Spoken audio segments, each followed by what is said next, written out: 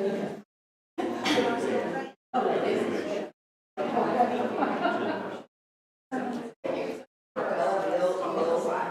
like to welcome you all this morning. It's a beautiful day out there. And I know some of you would rather be out there while it's beautiful, but it's beautiful in here too. Seeing all your beautiful faces cheers me right up. Oh, man. Beautiful faces. Anyway, if you remember last week, we ended with the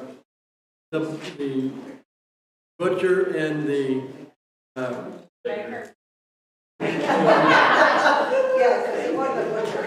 whatever he was. One of them died and one of them got back. And then remember, Joseph said, if you remember me, because of what I done, tell Pharaoh. Remember, and what happened to him? Nothing, he forgot. And I said, in about 2 years, he's going to remember.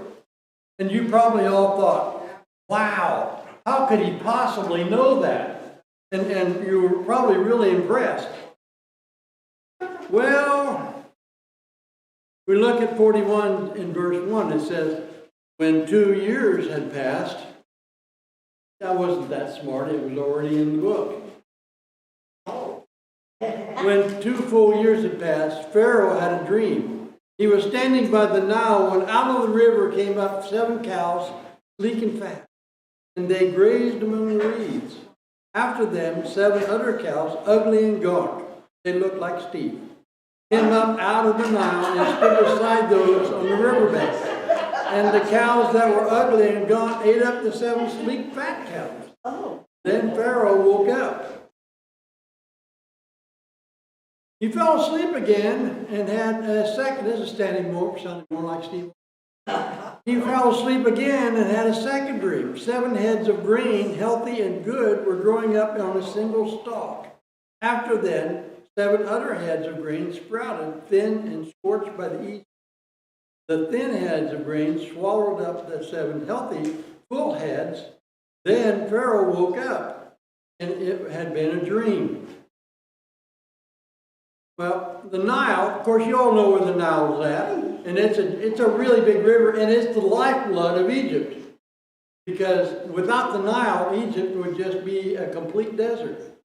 I mean, Egypt would be nothing but desert. But along the river, on either side of the river, it was fertile because of the water. And that's where they got planted all their food so that they would be able to have food to eat.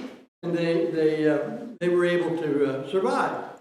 And of course, it provided the water so that crops can grow, and for every plant that the cows eat. So the Nile was very important to Egypt. They grew the plant, not kind of like Missouri and Iowa and Nebraska. You grow the corn, and the corn feeds the cows, and then we eat the cows. And so it was kind of that. I mean, that's the way they work. So it was incredibly important. If you think about what would happen in America if we lost our ability to raise food, I mean, it would be terrible. A dream about the river Nile might bring a very important message. Now, it scared Pharaoh. He had fear, but this dream was so real that it scared him. And so it's important to understand that Pharaoh was concerned about this dream. And the reason he was concerned is because God put the concern in his mind. The corn had long stems of grain, and were top of the stems, each one grew a seed. Some of those seeds we eat, some of those seeds we plant again. And that's what they did. They didn't have the kind of seeds we have now where they're all crossbred and stronger and better. They got corn, and they took some of the corn and they planted it again next year. They got corn, and the rest they ate. Or they gave it to the cattle to eat so they could eat meat. And so it was important that they have extra to be able to use for seed. So Pharaoh woke up knowing it was a bad dream, but was concerned that there was some meaning he needed to know. And remember, they had a lot of gods. You remember in Exodus, you remember that there was They called upon all their gods against Moses' God, and they lost. Because every one of the terrible things that happened was related to one of their gods. So it showed that God was more powerful. In the morning his mind was troubled, so he sent for all of his magicians and wise men of Egypt. Pharaoh told them his dreams, but no one could interpret them for him. Then the chief cupbearer said to Pharaoh, "Today I am reminded of my shortcomings." Pharaoh was once angry with his servants, and he imprisoned me and the chief baker and in the house of the captain of the guard. Each of us had a dream the same night, and each dream had a meaning of its own. Now the young Hebrew was there with us, a servant of the captain of guard. He told him our dreams, and he interpreted them for us, giving each man the interpretation of the dream. Then he turned out exactly as he interpreted them for us. I was restored to my position, and the other man was impaled. So that was, if you remember, that was what he said would happen. And it happened exactly the way it was. And now, God has put it back in his mind to remind Pharaoh about this. Did not say he was a prisoner. What did he call him? Servant of the guard. So he doesn't even call him a prisoner. He just said he's a servant of the guard, which gave him a little better standing. So probably the wise men tried to explain the dreams, but they couldn't get it. And perhaps they guessed part of the meaning of the dreams, but they were afraid to say the bad things that would happen. You ever notice that? We see it all the time, right? When the boss needs to know some information, but no one wants to tell them the bad stuff, and just want to tell them how good it is. And so that's the way they were. They did not, because what would happen if they told him bad stuff? He might put him on a pole, like skew him like they did the baker. So he wanted to be very, very careful. They wanted to be very careful. Pharaoh did not believe that their explanations were true. Pharaoh was a wise man. He wouldn't have been king if he wasn't wise. And he could tell by their answers that they did not know what they were talking about. So he did not believe it. And this was happening in a way that God intended. The cupbearer had forgotten Joseph until this time. And now it's time for Moses to make his appearance. He's ready for that. So he allows it. The cupbearer was with Pharaoh when Pharaoh spoke to the wise men, because he was the cupbearer. He was always with Pharaoh. Because if something was to happen bad, his job was to be, he was probably Secret Service when Secret Service was good. So the cupbearer said that Joseph was a servant of the captain of the guard, but he did not say Joseph was a prisoner. And I'm not even sure he knew that Joseph was a prisoner, because Joseph didn't act like a prisoner. He was in charge of everybody that was in prison, given to him by the prison guard. So he may not even have known. This tells us how Joseph lived in prison. He had some freedom while he was in prison. He did not have to remain in a small cell. He had his way around the prison everywhere. And he went around to people to meet their needs, the people in prison. So he didn't act like a prisoner. So Pharaoh sent for Joseph, and he was quickly brought from the dungeon. When he was when he had been shaved and changed his clothes, he came before Pharaoh. Pharaoh said to Joseph, "I had a dream, and no one can interpret it. But I have heard it said of you that when you hear a dream, you can interpret it." "I cannot do it," Joseph replied to Pharaoh, "but God will give Pharaoh the answer he desires." Okay, so Joseph had been in Egypt for 13 years. Okay, so he's been in Egypt for 13 years. And he was 17 when he was captured and sent to Egypt. So if he was 13 years in Egypt, 17 years old, here's a math question. So Joseph was now 30 years of age, and Joseph had been in prison for most of the time that he was in Egypt. Because you remember, Potiphar's wife went after Jesus soon after he got in. He was in prison. That's it. He said, oh, well, he's like Jesus. I mean, it wasn't a mistake. He's like Jesus.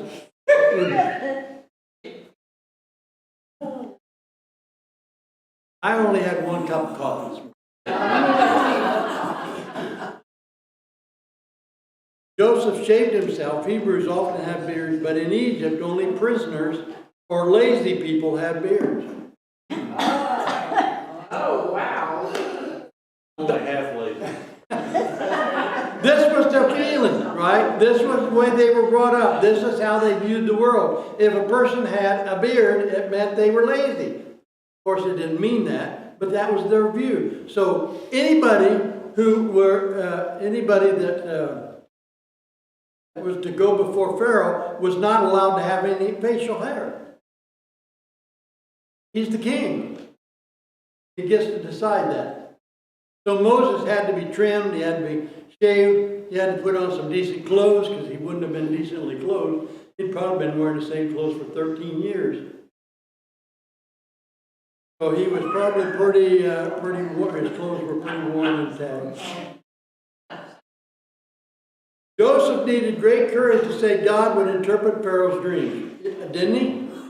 I mean, he is saying God's going to interpret his dream, and what if he's wrong? Not good. Not good. He is going to be killed if he's not right.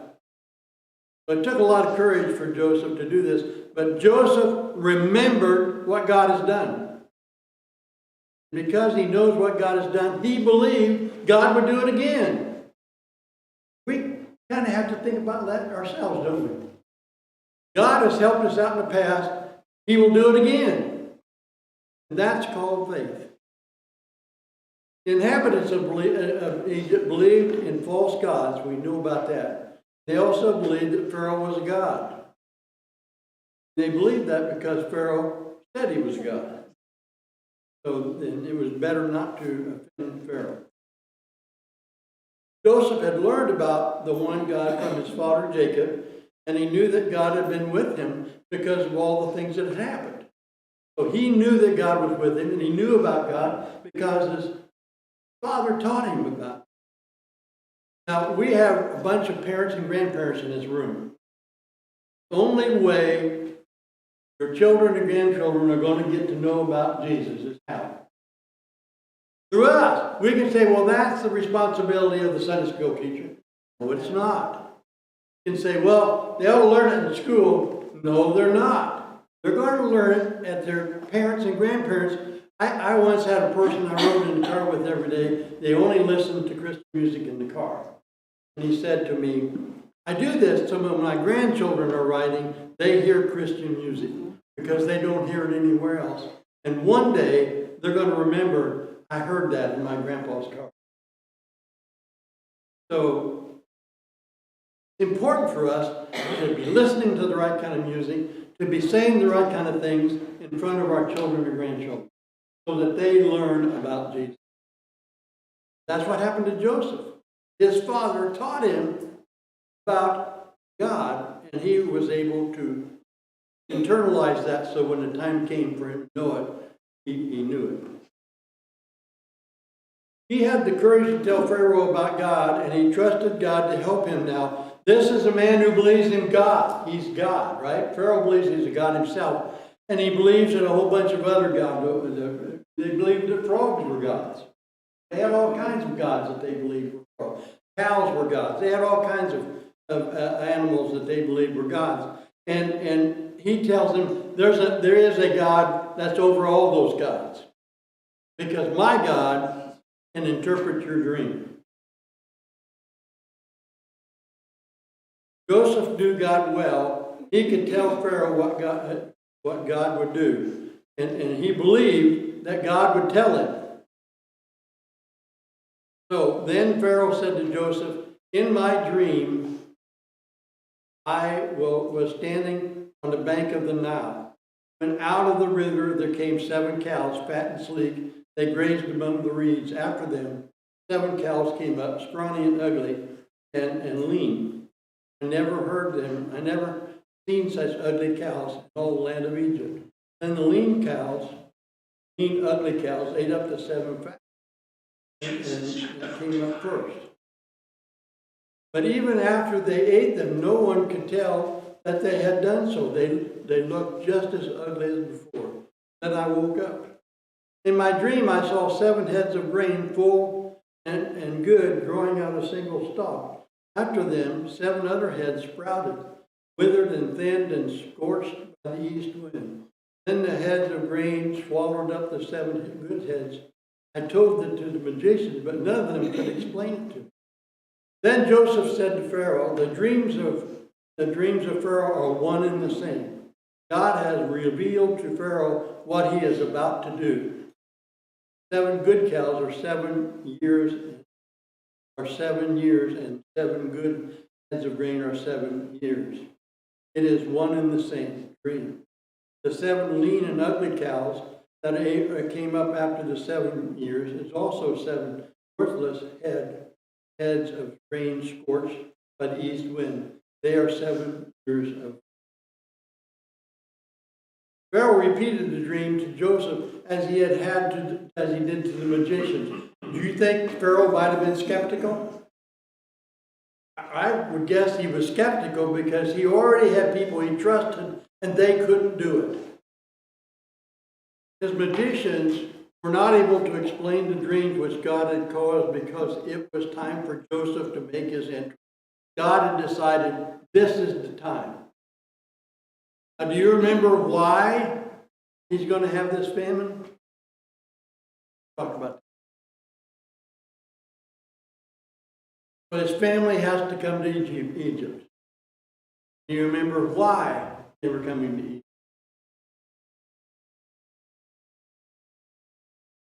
Oh, well, that is an immediate answer, yeah, but there was a bigger answer.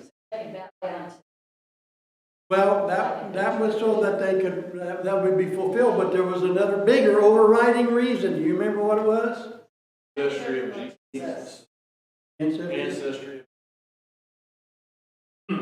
See, they are going to be the ancestry of Jesus, and they are in Canaan, and they are not growing. It's tough when you're trying to raise a few cows in a land that doesn't have much to eat.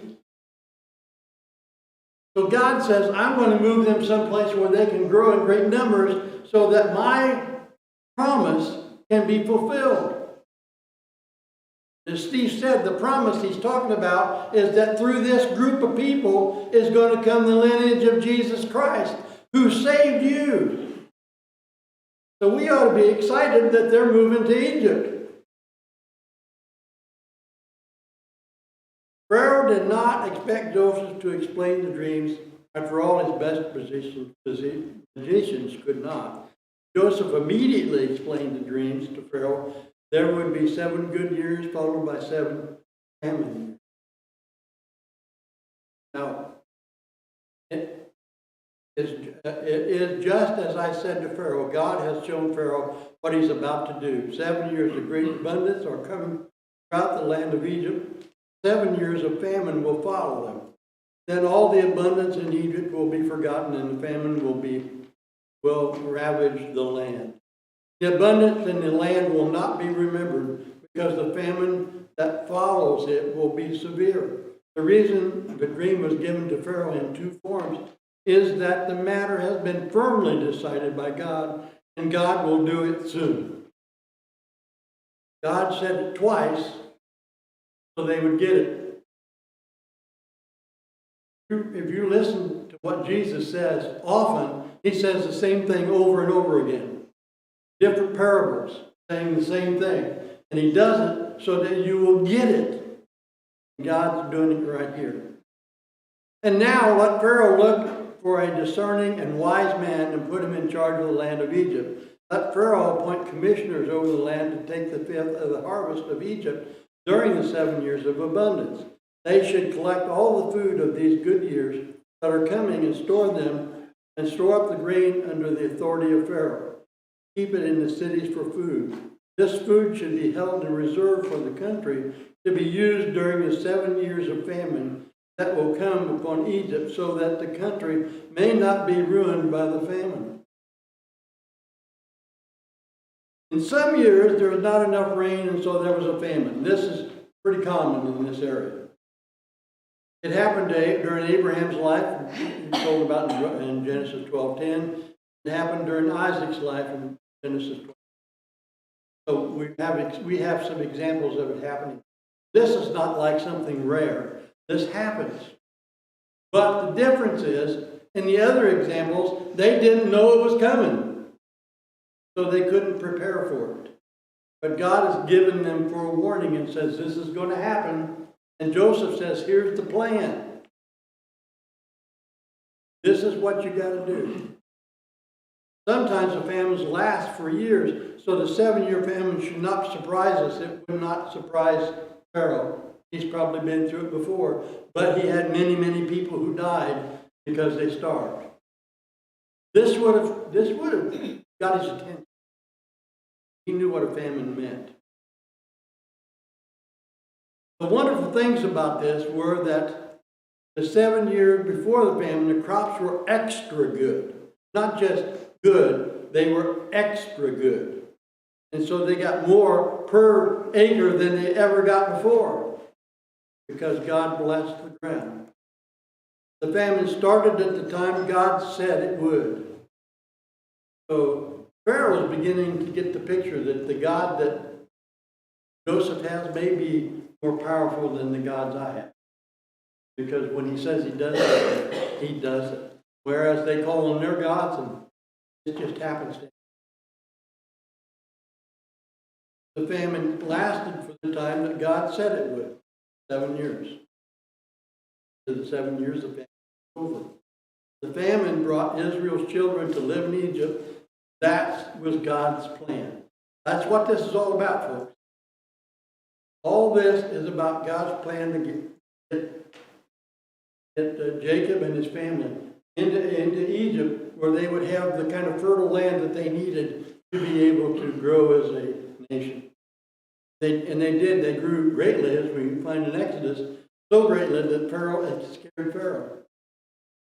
That's why he made it. God often uses things that are natural as his.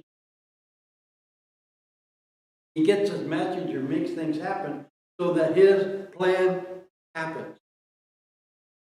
We had a study years ago on the 400 years of the Old Testament and New Testament. And if you follow what happens in that 400 years, you see that God had a plan for when Jesus was coming. Things lined up perfectly so that when Jesus came, the world was ready for him. It was the right time. God could have sent enough rain to prevent the famine, but he did not do that. He did not do that because it was meant to accomplish his goal. He sent the famine and he warned the people about it. The famine was part of God's plan. Now, if you went out and got on TV and you said, there's going to be 7 years of great prosperity, then there's going to be 7 years of terrible things going on, how do you think people would react to that? And that's really so how would they act during the 7 years of great things happening? How do you think they would react? What do you think they would do? Think they would save and put stuff aside, or you think they would just have a good time? Do their own thing. That's right. They wouldn't listen. They wouldn't do that. That's why they needed somebody in charge that could make it happen. Somebody like Joseph. Because of the famine, Jacob and his family moved to Egypt. In Egypt, Jacob's descendants became a nation. That's what. If Jacob's family did not become, then he out. There wouldn't have been an opportunity for Jesus to be. So this is all about God's promise, all the way back in the beginning of Genesis. We can see why God sent the famine when you look at it from that point of view. Sounds terrible, but he had a reason. The plan seemed good to Pharaoh and to all of his officials, so Pharaoh asked them, "Can we find anyone like this man, one who in whom is the Spirit of God?" And by the way, isn't that significant? Pharaoh says, "Has the Spirit of God." Then Pharaoh says to Joseph, "Since God has made all this known to you, there is no one so discerning and wise as you. You shall be in charge of my palace, all my people, submit to your orders. Only with respect to the throne will I be greater than you." Is this an improvement over prison? Now we kind of had a big promotion here.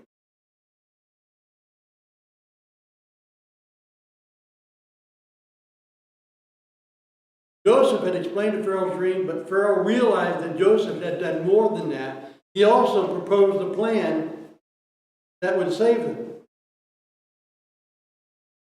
By Joseph's plan, the inhabitants of Egypt could have enough food during the famine so that they would not die. They're benefiting from this because the reason for this is for Jacob and his family to move and form a nation in Egypt, but the Egyptians are also benefiting from it. So sometimes we look and we say, man, bad people, good things happen to bad people, doesn't it? But it's always because God's got a plan for his people that this happens. Pharaoh decided the plan was good, so he told Joseph to carry out the plan, giving him all the authority that he needed to. So Pharaoh said to Joseph, "I hereby put you in charge of the whole land of Egypt." Then Pharaoh took his signet ring from his finger, put it on Joseph's finger, dressed him in robes of fine linen, and put a gold chain around his neck. He had him ride in the chariot as his second in command. The people shouted before him, "Make way!" Thus he put him in charge of the whole land of Egypt. Then Pharaoh said to Joseph, "I am Pharaoh. Without your word, no one will lift a hand or foot." Pharaoh gave Joseph the name Zaphenath and gave him Asenath, daughter of Potiphar, priest to be his wife. And Joseph went throughout the land of Egypt. The shape of the signet ring had a special pattern. Its owner could press the ring into a lump of clay, and it meant the king has made this official. When Pharaoh gave Joseph the ring, he gave him authority. So the ring meant he had authority. When he said something, pressed it with the ring, it meant Pharaoh had said it. The only important people and priests wore linen clothes. The linen clothes were not easy to come by in Egypt. So the only people that had it was rich people and people who had great authority. And so just having the right clothes on showed that he had authority. Pharaoh made Joseph into a ruler. They have also made him a priest. What priest would he have been a priest for? What God would he have been a priest for? Is the God. He made him a priest of God because he became an understanding that God was real. So he probably made him a priest so that he could teach about his God.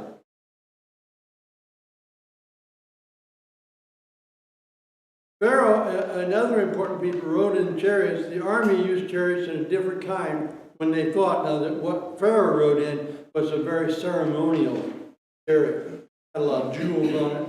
It was not meant for fighting. It was meant for playing who he was. And then he gave Joseph a chariot like that made him become very important. Joseph rode in Pharaoh's second chariot because the first chariot, of course, was for Pharaoh only. And Pharaoh was the only person with great authority, but he gave that authority to Joseph. Literally gave it to Joseph. And Joseph had complete authority in all of Egypt. So when Joseph said, "I want you to save 20% of your food and put it into bins," the people, they did it. Because if they didn't, they would have the repercussions of Joseph. They didn't want that.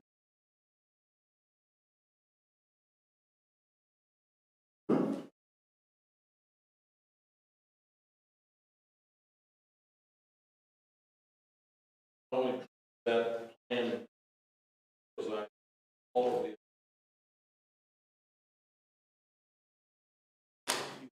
know that there had to be next in command. Appointed Joseph, all the officials. Even in that, yeah, they may have also remembered. When Pharaoh didn't agree with you, ways of dealing with it. That got you out of the picture. Joseph, 30 years old, when he entered the service of Pharaoh as king of Egypt, and Joseph went out of, that's amazing. I did that math, and Moses writing this. And Joseph went out from Pharaoh's presence and traveled throughout Egypt. During his 7 years of abundance, the land produced plentifully. Joseph collected all the fruit produced in those 7 years of abundance in Egypt and stored it in cities. That he put grown in the surrounding and fields surrounding it. Joseph stored up huge quantities of grain, like the sand of the sea, and it was so much that he stopped records because it was beyond that. Before the years of famine came, 2 sons were born to Joseph, daughter of Potiphar. Joseph named his firstborn Manasseh. His second said, "It's because God has made me forget all my trouble, all my fault." The second son named Ephraim, and he said, "It's because God has suffered." And if we continue on into Exodus, we see that those. This does not mean that Joseph gathered food for himself. Joseph commanded what the managers should do. The managers commanded their workers. He had a huge group of people that worked for Joseph. They did all the work. He just commanded. He was the overseer. Manasseh sounds like forget, so Ephraim means fruit, so look that up. Joseph thought that he would not see his father and his brothers again, not know God. He was surprised. Okay?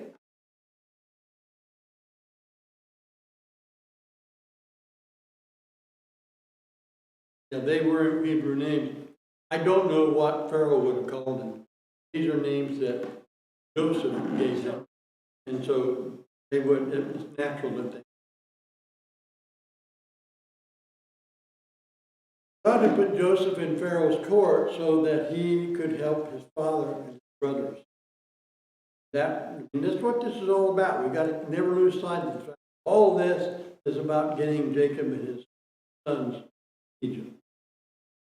God seldom tells us his plans before they happen. We never know what's going to happen tomorrow. In fact, I'm not sure I want to know.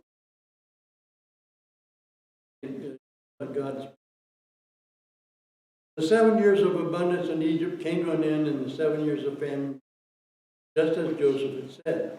There was a famine in all the lands, but in the whole land of Egypt there was food. All Egypt began to feel the famine. The people cried to Pharaoh for food. Then Pharaoh told the Egyptians, "Go to Joseph and do what he tells you." When the famine had spread over the whole country, Joseph opened up all the storehouses, sold grain to the Egyptians. Here, throughout Egypt, all the world came to Egypt to buy grain from Joseph because famine. It was even severe. That surprised you? God's plan. Go to Joseph. The people did not go to Joseph himself. Joseph told the people what they should do when he provided grain to the organization he had set up. So they would go to their local people, but it was done by the way that Joseph had said, so that everybody would be able to have food. That was his goal, everybody.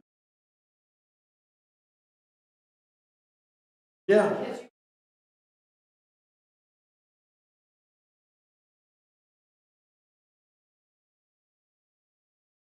Well, Pharaoh liked him. So, he found this as a way to make money.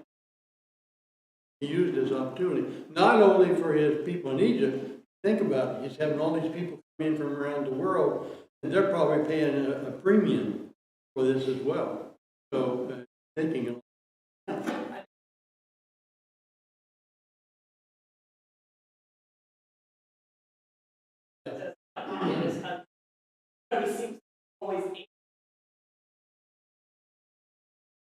Yeah.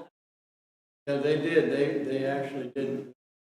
Got so hungry they had nothing to sell when they slavery. All the earth means the parts of the earth that the people knew about, and that was only a small part of the whole earth. Moses writing this was not like they knew about the Indians or South America. They knew about the world that they knew about. Okay, out of the mouths of children. I'm going to stop there, by the way, because being farther didn't catch it. Hours. You said I did. So I'm going to stop here, but I found this, I thought you might. Out of the mouths of children. Moses led the Hebrews to the Red Sea, where they had made unleavened bread, which is bread made without any ingredients. The Egyptians were all drowned in the desert. Afterwards, Moses went up to the Mount Sinai to get the 10 Commandments. Now remember, these are all children saying this. Some probably were adults. The first commandment was when Eve told Adam to eat the apple. I thought I loved that one. And nothing's changed, really. The 5th commandment is to humor thy father and thy mother. Moses died before he reached Canada. Then Joshua led the Hebrews into the Battle of Jericho. The greatest miracle of the Bible is when Joshua told his son to stand still and he obeyed him. David fought with the Philistines. Solomon, one of David's sons, had 300 wives, 700 porcupines.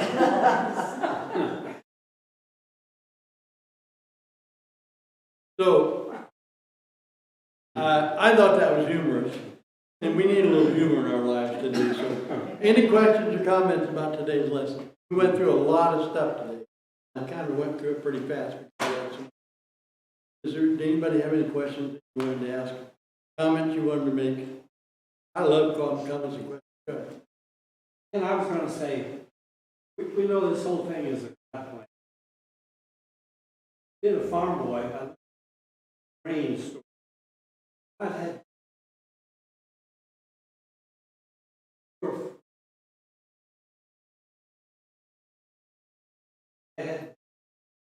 Yeah, no, it was a miracle.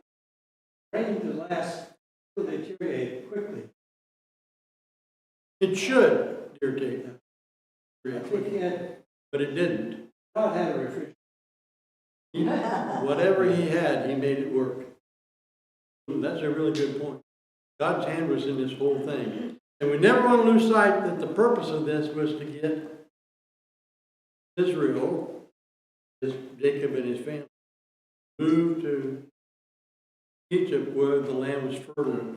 They could raise a nation. Of course, that caused problems later on. That's something. Any other questions or comments?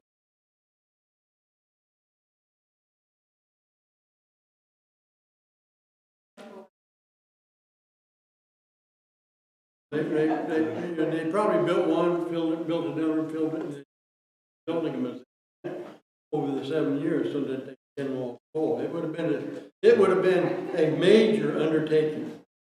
It would have been a great engineering undertaking, a great construction undertaking, and then getting the people to give him the crane to put in it. All that would have been, what Joseph did was remarkable.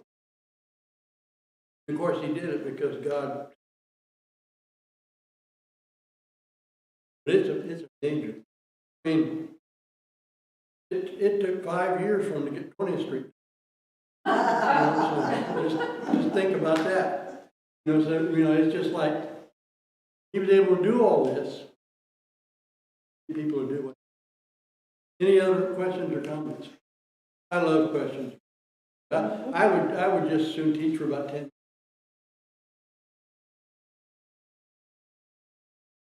If not, we're gonna leave here. We're gonna go in and worship God that caused all this to happen. He's awesome. We just need to remember that. Okay. Sanctuary. Father, we're so grateful that we have given us this word that shows us awesome. We ask, Father, that you would bless everybody here and for being here. That the Holy Spirit will bless them. What they know now. Father, I pray that the Holy Spirit guide them and direct them. The person that brought this have more come. Tremendous.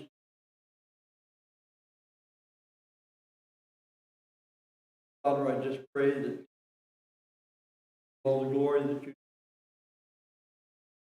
Jesus, glorified our being.